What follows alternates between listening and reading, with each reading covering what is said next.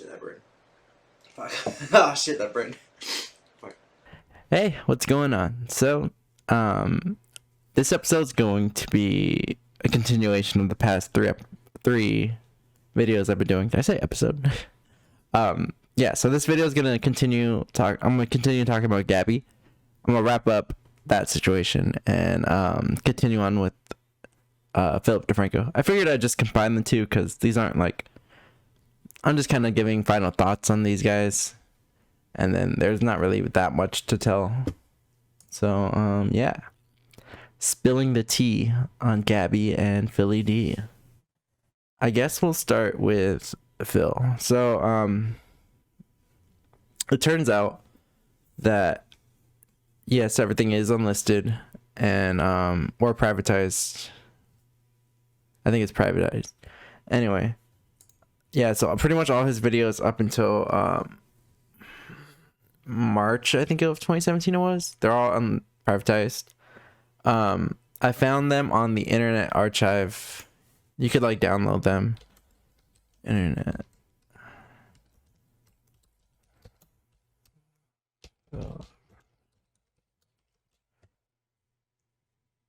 Yeah, so all his videos, at least from like 2008. Oh, okay. So yeah, all pretty much his old videos are on the Internet Archive. That's good. I think he should.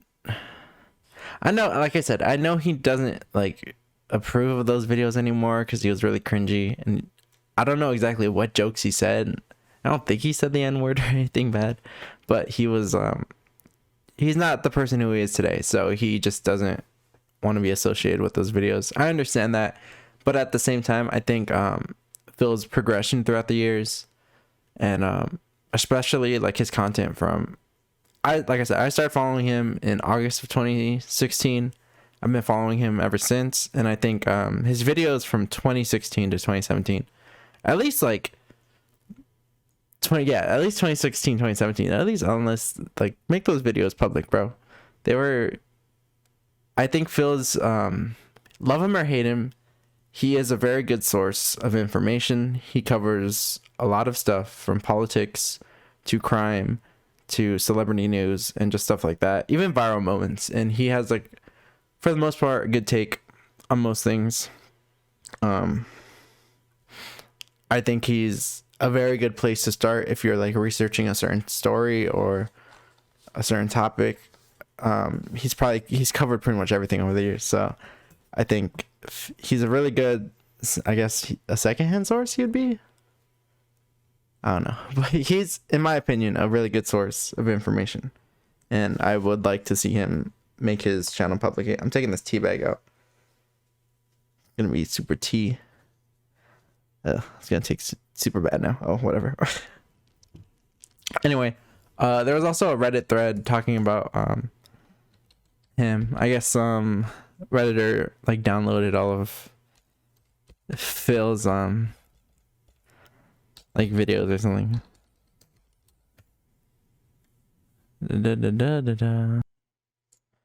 What's up with Philip DeFranco's old videos? I used to watch Sexy Phil way back in the day and stopped following him. Blah blah blah.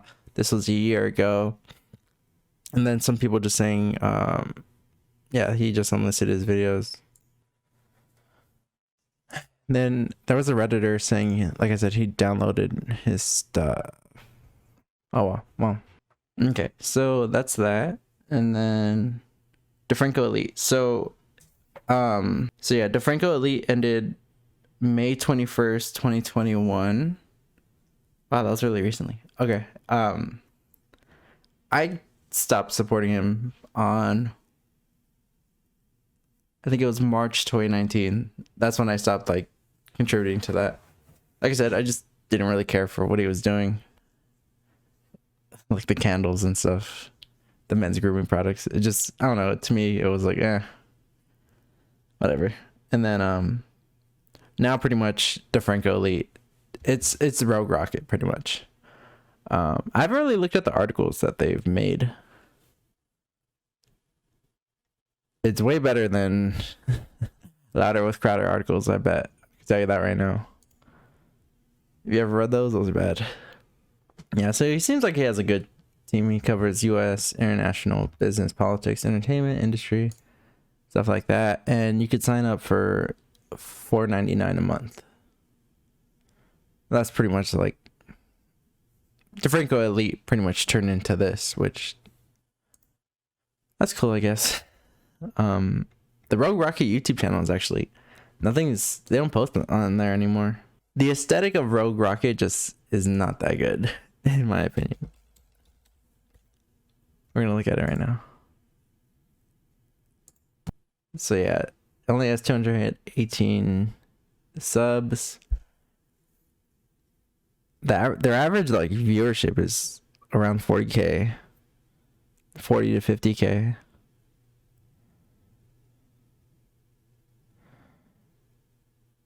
Yeah, they only have a couple videos that broke 100. And then they launched the channel June 19th or June 27th, 2019. I remember when he launched it, I was like, oh, okay, that's cool. But then, like, I don't know. Something about these thumbnails, they're not doing it for me. They're kind of like, well, no, I was going to say like BuzzFeed or SourceFed, but I don't really. Let me check on that. BuzzFeed.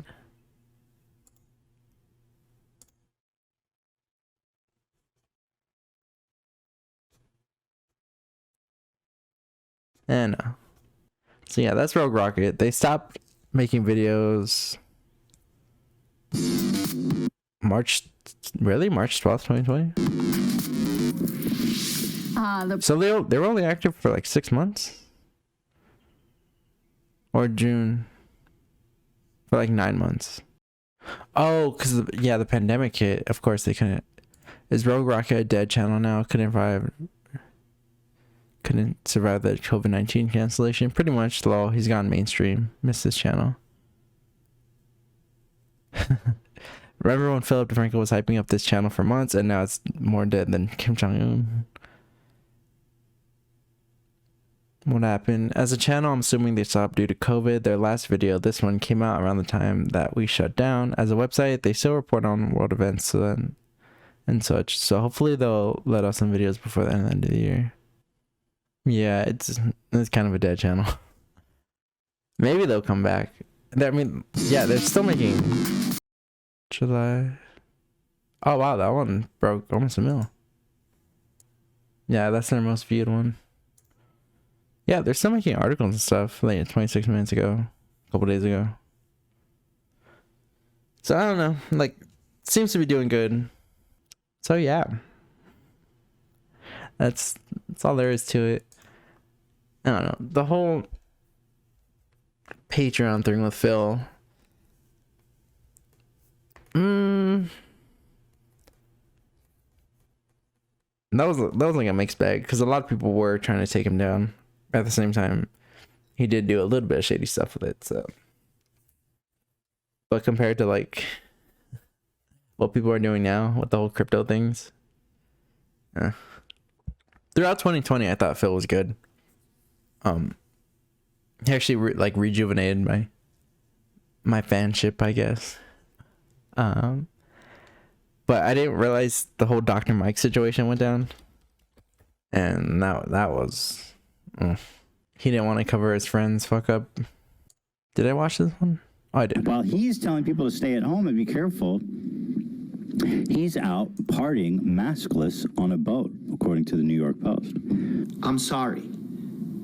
I let you down. I'm sorry, but I don't want to be an emperor. That's not my business. I don't want to rule or conquer anyone. I should like to help everyone if possible. I'm not gonna lie, this is a hard video for me to make because these are two individuals that I've supported for years. I've watched Philip DeFranco for the longest time on YouTube, truthfully at an age I probably shouldn't have been watching him, and I began following Dr.Mike on Instagram before he made the transition to having a YouTube channel, which would make now the perfect time to let you know that despite me having an opinion that isn't in favor of them in this situation, I still have a bias despite no longer supporting Dr.Mike for for other reasons that I won't go into right now. If you don't know who either of these individuals are, for the purpose of this video, all you do need to know is that Also, Phil's podcast is like,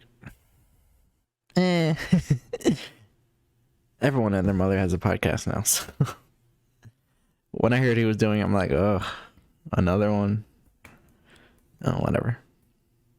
recently, Dr. Mike came under fire for attending a party in another state. Now, if you're watching this video 3 years from now, or if you're Tana Mojo, it might perplex you as to why this would cause people to be upset. But as a reminder, we're in the middle of a pandemic, and parties are strongly discouraged. Although I won't be going too deep into this situation, I will be touching on others' opinions about it throughout this video, and I'll also leave some links below of people that I thought covered the Dr. Mike situation extremely well. This video, we're going to be talking about Philip DeFranco. As I mentioned, he is a news channel, and people like myself rely on him to deliver consistent, accurate, and timely news coverage, which he had a great track record of doing up until now. I'll be completely honest, I don't watch every video Phil posts, but when I do, I know I can trust the information he's providing. Now, I've always been aware of Phil's bias and how that bled into his news coverage when it came time to covering people he liked. Most of his Yeah, he was always he was the enlightened centrist from like 2016 to 2019, even up to 2020.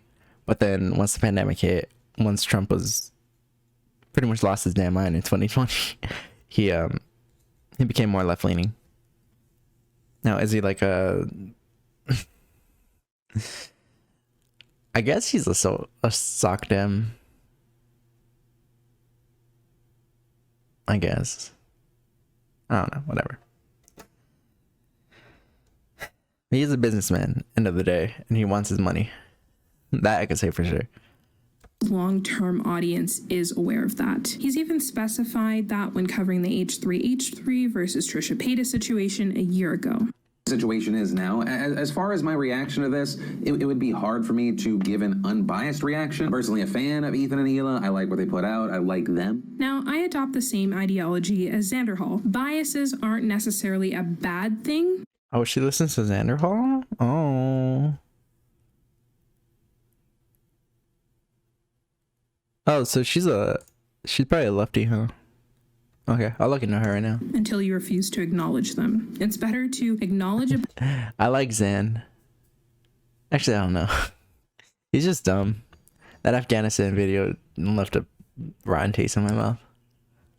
bias so people aren't misled into believing that there is no bias. Phil has always presented himself as the small guy, setting himself apart from mainstream media because he's someone we can trust. The one friend who keeps us up to date on all the news and has no ulterior motives. But as his platform grew, naturally he developed friendships with other creators. Phil and Dr. Mike at the very least have a working business relationship. They've both collabed on multiple occasions and have publicly interacted with each other on social media sites. To my knowledge, that's never prevented Phil from publicly interacted with My wife calming my concerns about coronavirus. Masturbation boosts your immune system and raises your white blood cell count, helping you fight infection and illness. each other on social media sites. To my knowledge, that's never prevented Phil from covering a situation before, so I really held out hope that he would cover the situation, but as the days passed by, nothing. Here and there, we've gotten a few tidbits. Although he was referring to other situations, to me it sounded like he was indirectly commenting on the situation, but that's just me speculating. I've commented on this before, but Phil's bias has never concerned me, but this time it has. As many before, but Happy no. bias has never Here's what I don't understand. We expect drama channels to be unbiased, but news channels like Philip DeFranco, we don't care. Explain it to me. And no shade to Phil because I love that man, but that's in my videos too. We're not meant to be unbiased. The standard should be honest. concerned me, but this time it has. As many of you know, despite there being strong advice given by health Yeah, you could be... Everyone has their biases, but the problem becomes when it's like outright bias, kind of like the Daily Wire or Steven Crowder. Like, that's borderline propaganda. It is propaganda, in my opinion. health officials, the numbers in the US keep rising and misinformation is being spread more quickly Fuck. I spilled. than accurate information. Both Phil and Dr. Mike have been using their platforms and doing a lot of work to combat this. And Phil has even been calling out influencers for not following guidelines and throwing parties. In Dr. Mike's apology, he stressed that what affected him most about this situation is that people were using his mistake to spread misinformation. If only he had a great business friend that could help him combat that misinformation. Say a reliable news source who posts 4 days a week. Not that you'll watch this, Phil, but I'd like to ask, have you really let your bias blind you? Has it let you forget your values? The ones that I admired enough to become a Patreon when I was making minimum wage and working part-time because I believed in you so much? Hey, same here. Yeah. I don't know. I just felt I like Phil. I wanted to contribute to what he was building. I even applied. It was looking for like a PA position. Yeah, I applied to that. Didn't get it, but whatever.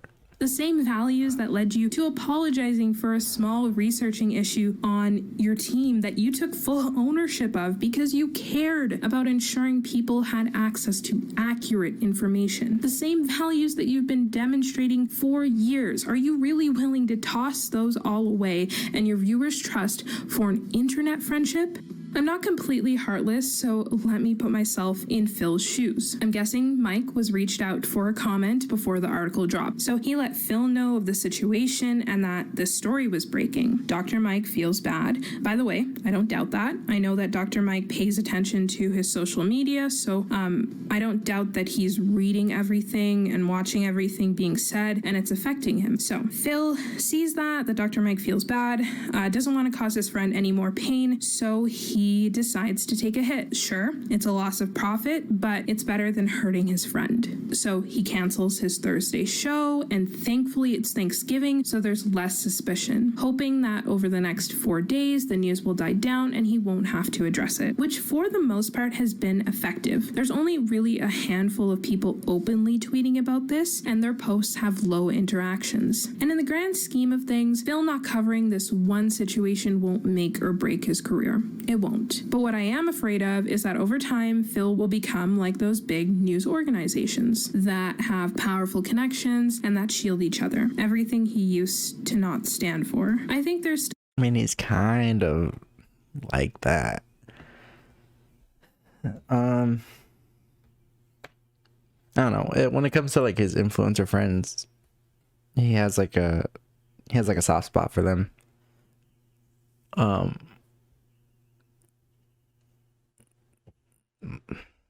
He was like a David Dobrik fan for the longest time, but then like once all that stuff was coming out about David Dobrik, he did take a harsher tone.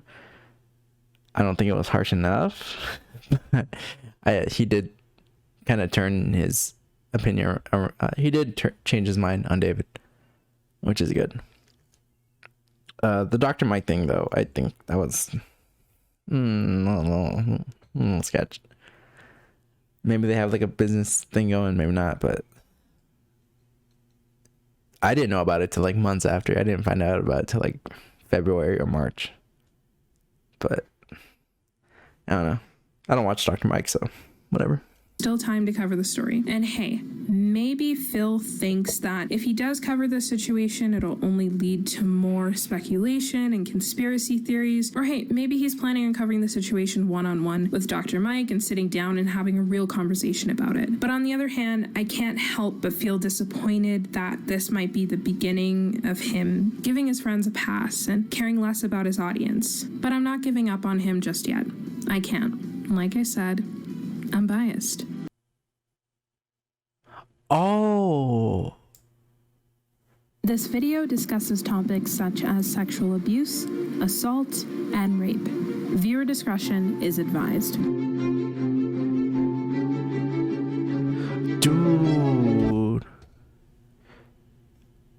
She went after Dom before anyone else did. Let's go. In 2017, Dom Zieglatis was accused of sexually assaulting multiple women. After issuing an apology, people noticed some inconsistencies. Dom continued to make an excuse and deleted his video shortly after. It's now been 2 years and he hasn't changed. Dude, she was on it. Why didn't she make a video about it though?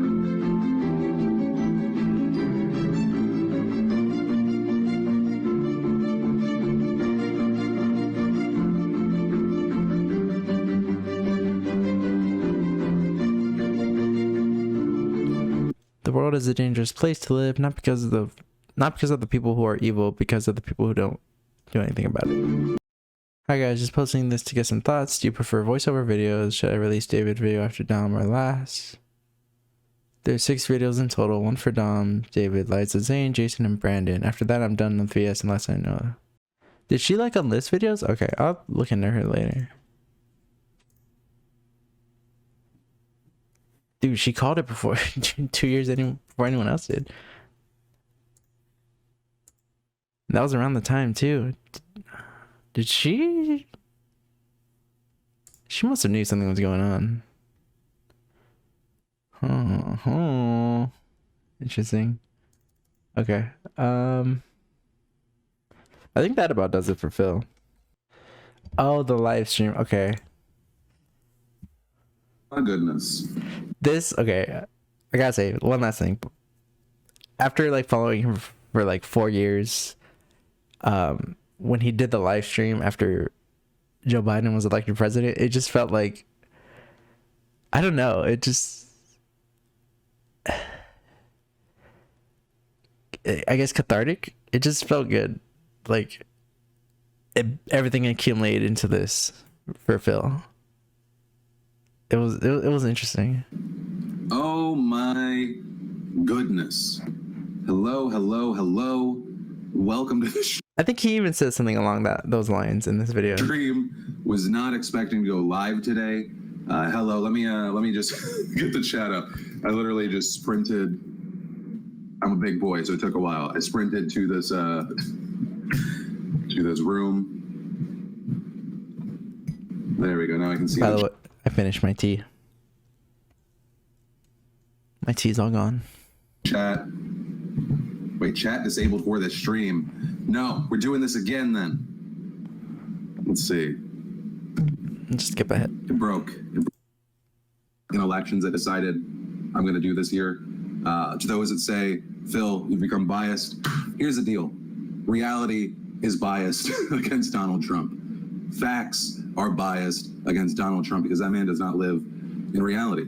And the unfortunate thing is, while we take this moment to kind of take it in, rejoice today, right? I understand there's going to be people that aren't happy with the results as well. Side note, Tommy Lahren, you can probably go fuck yourself. Kindly. That's what some people are saying. That's not for me. It is for me. He's had a beef. He's had a beef with her since like 2017. And so just as we've always talked about, be skeptical. The misinformation campaigns are on overdrive right now. Be careful. There's a lot of hacks. There's a lot of grifters. Though a lot of them are going to do better under a Biden presidency because they act like the underdog, even though they've been like carrying the president's water, even while you also have a Republican Senate. So, yeah.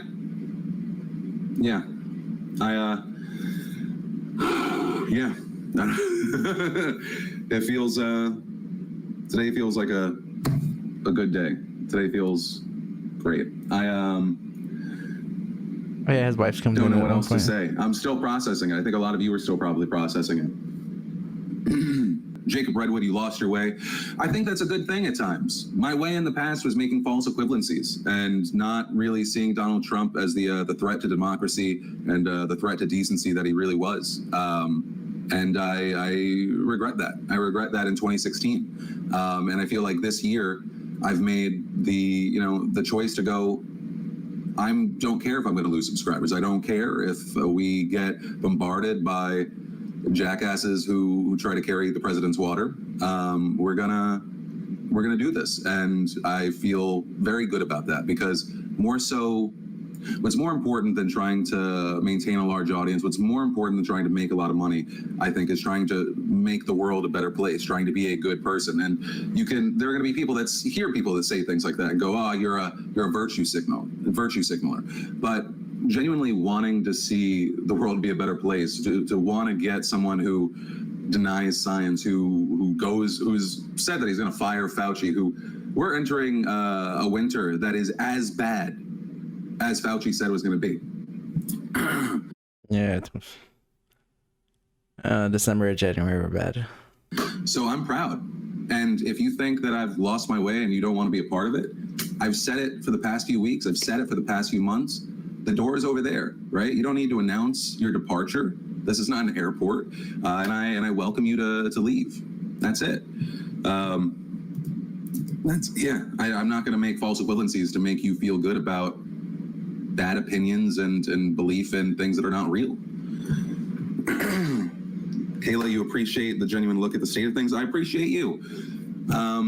And yeah, what I kind of also his wife came in. Oh my God, there's there's a witch behind me. Oh, okay. A champagne witch. Okay, Lindsay, anything you want to say that will not get this stream turned off? Nope. Okay. I appreciate you. It's a good day. Oh, I feel like just there's so much blood in my head right now. Okay. Yeah, I don't know. Watching this around, I watched it like when it was live, or at least like when it was shared. It just felt like everything from August 2016, everything from August 2016 built up to this, and this was like the crescendo of his career, and my I guess my viewership of him. So, I still watch him, still a fan.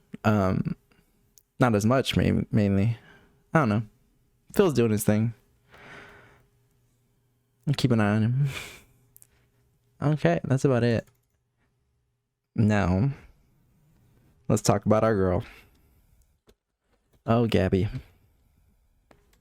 So, today's the 13th. Oh, what'd she do? Wait, what? Oh, did she post on Twitter or something? So she hasn't posted since the 1st. Yeah. About the Jesse Smiles thing. I think she released something on her OnlyFans, and it was like some poetry. And then I guess she did something recently. But dude, I'm pretty much caught up on everything that she's done. She needs to stop. Shout out to wrong one. I'm working on something for the vlog squad. Shout out to T-Spill and Spill Sesh. They're the goats. They're also funny too. Yeah, dude, just the worst thing is definitely the Jesse Smiles thing. She needs to like not talk about Jesse anymore.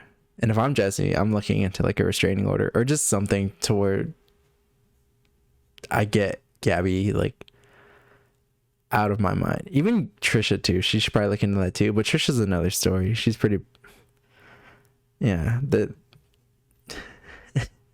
there is some similarities between Gabbie and Trisha, but I guess everything, they were good after the podcast that Gabbie did, and then Gabbie just started up the beef again. She's also doing all this mainly for her music career, which, is it even good? What was her latest song? Let's just listen to something. Your friends don't like when I'm around, and they all think that you should leave me bleeding. They say I only bring you down, but they just don't see what it is you see in me. It's not bad. It's like along the lines of what Ari is doing. So, fucking Gabbie, dude. Okay. This whole saga has been going on for like I guess a year now, for longer, honestly. But from my point of view, she's fading into irrelevancy, which is fine. YouTubers cycle out. But she does, I guess, have mental health issues. I don't know if she's like not faking it, but just like playing it up. I don't know, but the whole drama thing is just bad. Like I said, for someone who claims that they hate drama and don't like it, she sure causes a lot of it and brings it to herself. Like, dude, did you really need to do the whole expose on everyone? Like, dude, what are you doing? And apparently she has some more videos planned too, but after the, which one was it? Did she do one in Jesse? I think she did. I don't know, but I guess she got so much backlash from this series that it just she decided to stop or whatever. Yeah. I think it's disgusting what she's done with Jesse. The whole timeline of it is a bit confusing to me still, but just the whole the comment she made about like, oh, her Curtis's friends didn't R-word you, and just telling her that she was gonna get like a lawyer involved and say like, I'll stop talking about it if you sign like an NDA or something like that. Like, dude, if I was Jesse, I would have been like, fuck you, get the fuck out of here. So Gabbie is kind of a garbage person, not gonna lie. Honestly, dude, Gabbie, just stop. It seems like she is stopping because she hasn't posted all month. Let's see how long that lasts though.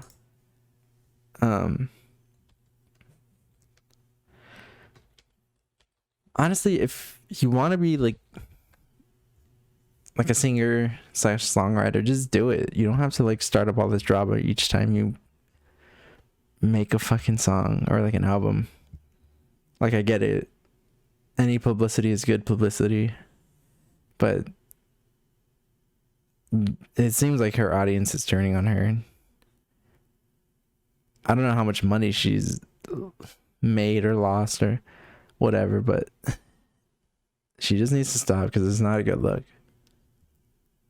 And it's getting pretty bad, especially with the Jesse thing. Or it's been bad. Gabbie Hanna has officially returned to social Gabbie Hanna media. Well, she's only returned to OnlyFans, which is her new business venture, seeing as her YouTube and singing career are crumbling beneath her every move. Not only has she recently returned, but former fans of hers are bringing up tweets of hers supporting Curtis Lepore. So yeah, Gabbie Hanna has been missing from the internet ever since Jessie Smiles exposed her on YouTube. After Gabbie tried to expose Jessie in a video she'd posted to her channel, Gabbie Hanna was obviously humiliated after being exposed, but she's recently returned to the internet by posting a heartfelt poem on her OnlyFans. I think I've been sleeping, but I always feel tired. My body is shrinking, but I feel heavy. I have a million things I'd like to say, but I can't seem to find the words. No, I believe what Gabbie's trying to say is she can't find the words to use that'll paint herself as the victim and have everyone support her. After Curtis Lepore spoke out recently, sharing his stupid opinions on Gabbie Hanna and his victim Jessie Smiles, this has sparked conversation on the topic of Gabbie and Curtis's association. In Gabbie's recent video trying to expose Jessie Smiles, she had made some supporting comments about Curtis Lepore. This absolutely horrified and disgusted 99% of Gabbie's fans, and now people are digging up dirt about Gabbie defending and affiliating herself with Curtis when the allegations came out about what he'd done to Jessie. YouTuber Lily Marston had done some investigating and had tweeted the following. Gabbie Hanna's Twitter activity timeline, 1st of the 26th, 2014. Every one of these screenshots was taken within the last week, with the exception of the original Brendan Gavillo tweet. They are all currently searchable on Twitter and have not been altered in any way. A fan responded to a since deleted tweet from Gabbie, as shown by the reply, in which the fan questioned a tweet that obviously implied that the allegations were not legitimate. Gabbie acknowledged this specific tweet in her May 2020 video and explains that at this point in time, at 2:32 p.m, she was not aware of the TMZ article and had zero knowledge of any of this. Her previous 4 tweets and the reply to another deleted tweet make that pretty hard to believe. She then claims to not remember Curtis's tweet, in which she Either way, those are disgusting tweets. What are you fucking doing? was replying to, but her tweet was a popular Vine meme, beware, beware, beware of a woman with a broken heart, from a Big Sean Lil Wayne song. She explains that she did in fact delete this tweet because she didn't understand the context of what she had tweeted. But there are no screenshots of this deleted tweet, but Jessie remembers something along the lines of, girls have cried in my neighbourhood thousands of times, which fits, considering the fan cites the figure 1,000 times, and there have been false accusations where she lives. Her next reply seems to accuse Gabbie of acting like she knew what happened. Gabbie, This is someone who hates drama, guys. what is wrong with you? You don't need to be in the room to know the facts. How about you research the evidence, then talk shit? Neither did she. Gabbie had said, lol girl, you are arguing with strangers on the internet about people you don't know. Reevaluate your life and get the F out of my mentions. Now it's interesting because Keemstar recently defended Gabbie Hanna after getting exposed by Jessie Smiles. Gabbie Hanna did nothing wrong and gets non-stop like she's a criminal. It's important to note that Keemstar allegedly discredited Jessie's over the years, even though Curtis pled guilty. Do you remember when Jessie Smiles accused Curtis Lepore of guess what? Charges dropped. Same thing will happen to Sam Pepper. Watch. Jessie responded, Keemstar, charges were never dropped, but you also spelled guess wrong, so I assume we can't expect too much from you. Sorry, Jessie Smiles, Twitter only has 140 spots. Please don't accuse me of... Did you know that the average... Game's disgusting, dude. Like, if you're a fan of Keem, you're a bottom feeder low life. No, yeah. to my legal team in the morning and see if there's a way that we can get the audio of recorded confession, maybe a Freedom of Information Act. I want proof that he's guilty or innocent, and that's probably impossible, but maybe I can prove that one of them is lying. I didn't know if you had a copy or not, but if there's any way to get a copy, you should. I'm so confused why the district attorney would plead down his case with no time if he had Curtis recorded admitting to seems fucking Keem, dude.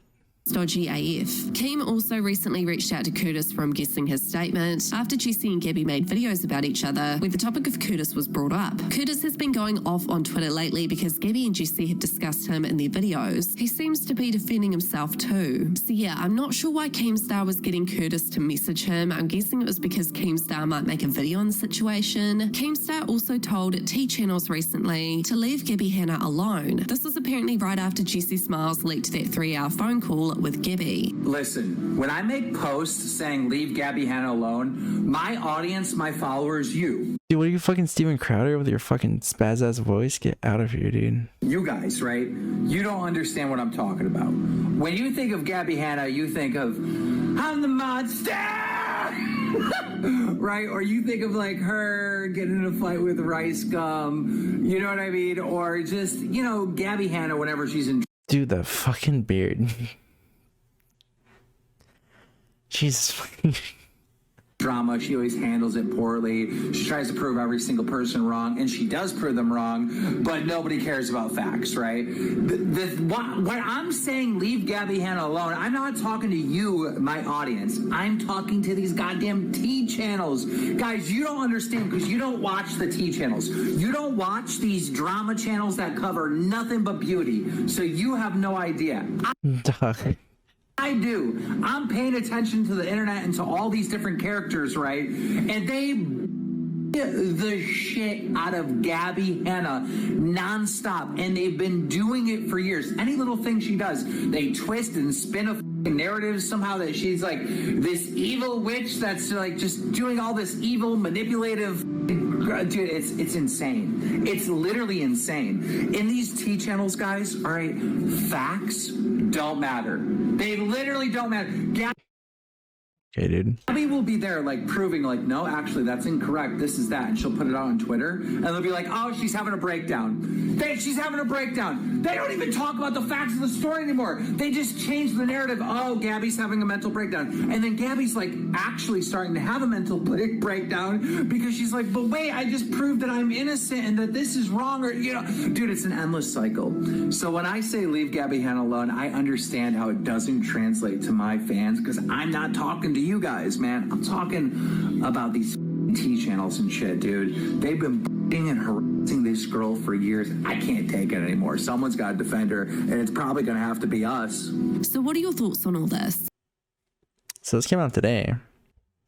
He hasn't posted anything on it recently, though. Let's check the Twitter and Instagram. Oh shit. Def Noodles got suspended. Oh shit, what did he do?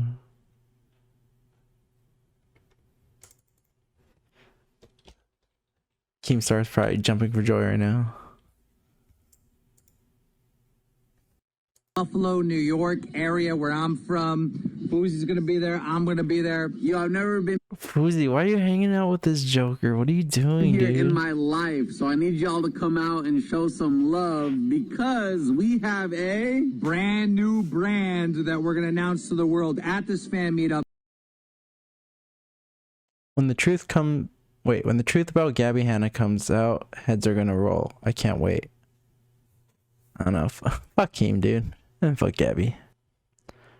So Def Noodles just got suspended. It's unclear why it got suspended. I didn't have any posts removed, no copyright violations, no warnings. I've been getting a lot of emails from Twitter, though, telling me people have been reporting my account. I'm working on getting it back. I don't know. Def Noodles is...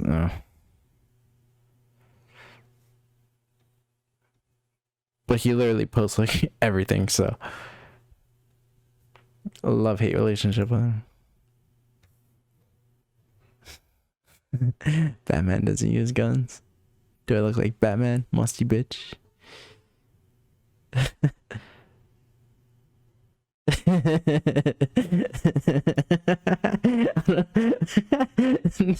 I like how musty bitch is an independent statement. Just outside of the prior question, do I look like Batman? That was funny. Okay, I think we're about done for today. So yeah, Gabbie needs to stop, and Phil, don't do shady shit. I'll keep an eye on both. I'm curious to what will happen with Rogue Rocket though. Like, it's going strong, at least articles and the website wise, but in terms of the YouTube channel, it's pretty much dead. Like I said, I don't like these thumbnails. I don't know why. They just don't do it for me. Even like I said, even his conversation with channel or podcasts, those thumbnails are lame too.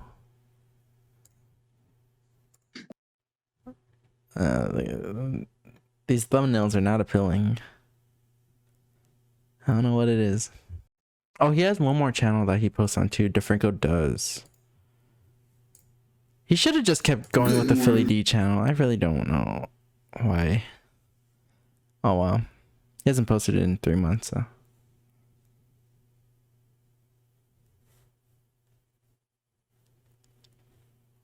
This one was an interesting video. It was like mixture of like Casey Neistat and Nerd Writer. I even commented that on his video. Is it still there? Pretty sure it's still there. Yeah, this vid is like a mix of Casey Neistat and Nerd Writer. Interesting. Also glad to see you're opening up, man. Wishing you and the fam the best. This is all of your stabilizing muscles that don't always fire. It wasn't like an amazing video, but it was interesting. I appreciate what he was trying to do. So yeah, that's about it.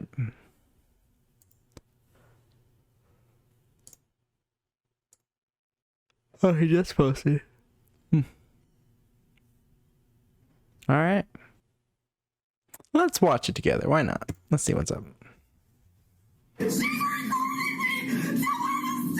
So that was the most requested story today, and I have no idea what's happening. So hi, welcome to the Philip DeFranco Show. Hit that like. Okay, we'll just watch this on our own. All right. Have a good one, guys. Later.